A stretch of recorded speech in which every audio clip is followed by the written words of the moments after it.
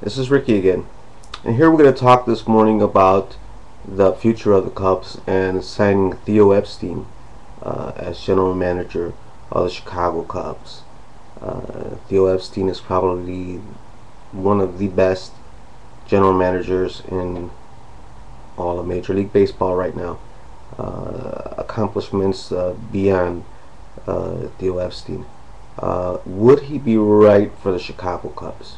Well, there's a lot of things we have to answer when we talk about Theo Epstein managing the Chicago Cubs. The Chicago Cubs are trying to rebuild from within. If you're trying to rebuild from within, Theo Epstein doesn't fit into the club's future.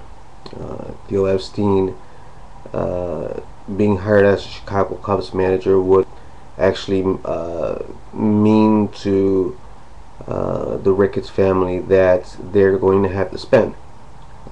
He is going to be somebody who almost you have to give him an open checkbook to be able to do what he can to bring the Cubs a championship. The Boston Red Sox, the way that they did it and won with the Epstein was few players from within, but basically signing key players and big contract players. Now, the Ricketts family think that they can expand that with what's going on with Wrigley Field and the rebuilding of Wrigley Field and the players that they already have, then Theo Epstein would be a good choice. Another thing with Theo Epstein is, would he bring in Terry Francona, a high price manager? You're going to have to pay good money to Terry Francona to join Theo Epstein here. Now, all this is good and well if the Ricketts family decide that that's what they're seeking to do. Are they willing to go and try this again and spending all this money? First, you have to spend all the money on Theo. He's not going to come very cheap. If he brings in Francona, he won't be cheap. You almost have to keep Dempster. You've already have Soriano. You might have to, depending on what Theo can see out there, is there somebody better suited at third for the money than Ramirez? You definitely don't want to get somebody that's going to be too costly that puts up the same numbers as Ramirez. If Ramirez, you look at his numbers for the last few years, if there's anybody out there better than him that you think you can get at a better deal, then you would let Ramirez go. If not, not signing Ramirez back, if that's the way that the Cubs are going to go, then it would be ridiculous to let Ramirez go with those numbers and for that amount of money. If the Cubs are deciding to go from within, then you have to look for a different type of general manager, somebody that's willing to take a lot of heat, first of all, here in Chicago, because the Cubs haven't won in 103 years. Somebody who can actually produce good young ball players, which the Cubs have in their system already, as we've seen with Barney and the signing of Castro and LeMahieu, LeMahieu. The Cubs really do have some good young players. Will these players be enough for a championship, or will the Cubs have to actually spend more money and continue to seek this championship? Do the Cubs want the championship right away, or do the Cubs believe that this can be a 2 or 3 year process. All this depends on that. Uh, if I were Theo Epstein, and the Cubs' future was to start building from within, I definitely, and this is probably why Theo Epstein's a little skeptical of taking this job, I definitely don't want to take steps back and start with teams that would actually kind of diminish my resume as being a young, talented, young, productive, and a good, actually excellent general manager. Theo Epstein is, if he is not going to stay in Boston, he definitely needs to go to a team that is willing to just open the paycheck book and let him do what he wants.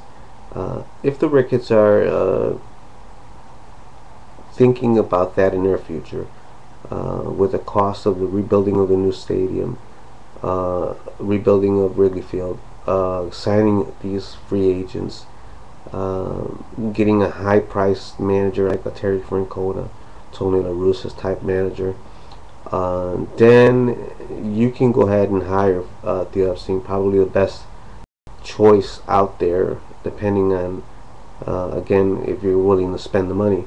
If they're not willing to spend the money because they need to repair the stadium, because they want to stay away from big contracts and big name players, I don't believe that it will be in the best interest for the Cubs or Theo Epstein, in that matter.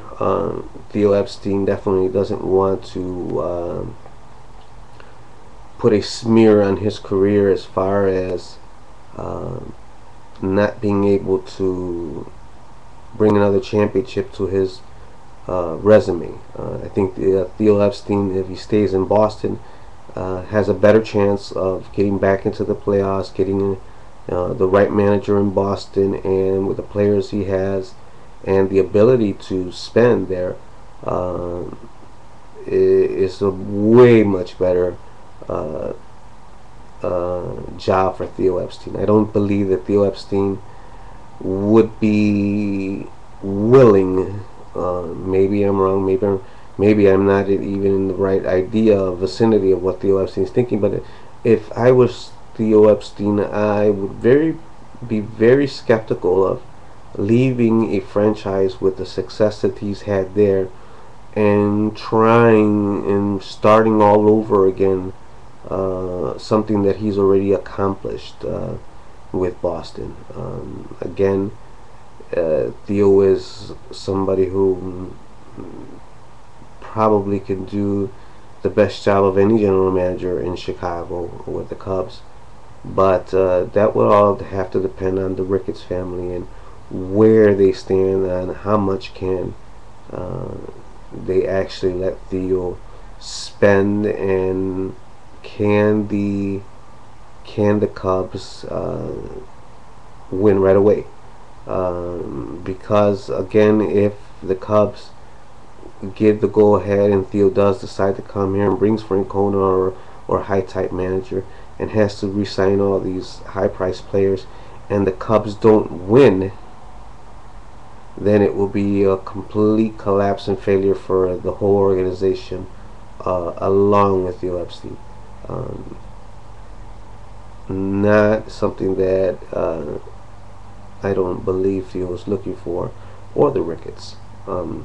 The Ricketts, I think they're better chances of landing someone in the Billy Bean nature, somebody who can work from within, bring in good young talent, stay away from high-priced players, become more of a selling to rebuild type organization than a giving away and buying type organization to try to get a World Series right away.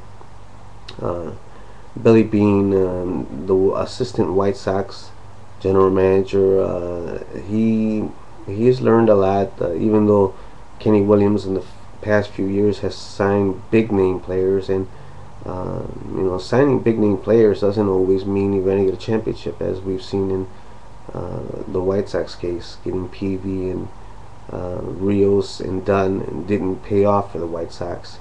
The way that Kenny Williams' success was getting players that still were great players, had potential, comeback players, the Freddie Garcias, the Scott Pasednik type players, at deals, very good deals, very productive players, and that's how the White Sox ended up winning uh, their World Series. Levan El Duque Hernandez and Hermanson. All these players were players that were not skyrocket high ball players. They were great players. A lot of teams let them go, thought that their time, their prime was over, and they were just going to be fill-in ball players, or players that could just can't do what they did when they were in their younger age. But a combination of all of them is what actually brought in the success for the Chicago White Sox. Now, I don't know if Rick Hahn uh, plans to duplicate that of Ken Williams, but if we look back, that is when Ken Williams had his success. When Ken Williams started looking more into high price players, that's where there's a lot of pressure now. There's a lot of things going on, and not all the time does it work. So as far as the Cubs going and getting Theo Epstein, well, you're gonna have to pay the price. You're gonna have to take a gamble. I think you already did that here with your last general manager. I don't know if that'll pay off. I don't know if Theo wants to take that step.